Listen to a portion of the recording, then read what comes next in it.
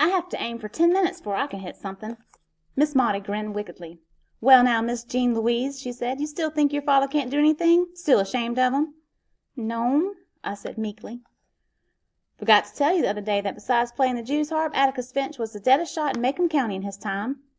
"Dead shot!" echoed Jim. "That's what I said, Jim Finch. Guess you'll change your tune now.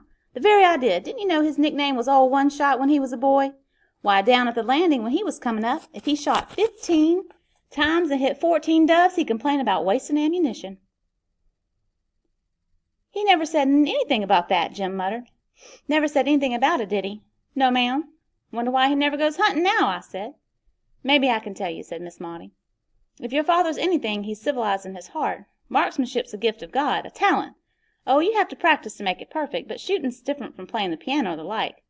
I think maybe he puts his gun down when he realized that God had given him an unfair advantage over most living things. I guess he decided he wouldn't shoot till he had to, and he had to today."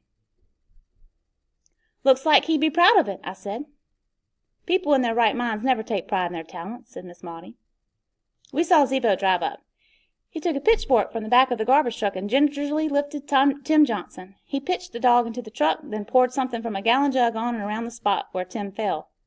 "Don't y'all come over here for a while," he called.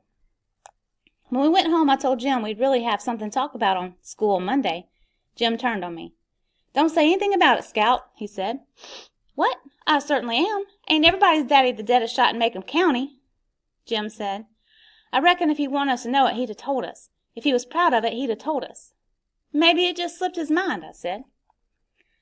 "Naw, Scott, it's something you wouldn't understand. Atticus is real old, but I wouldn't care if he couldn't do anything. I wouldn't care if he couldn't do a blessed thing." Jim picked up a rock and threw it jubilantly at the card house. Running after it, he called back, "Atticus is a gentleman, just like me."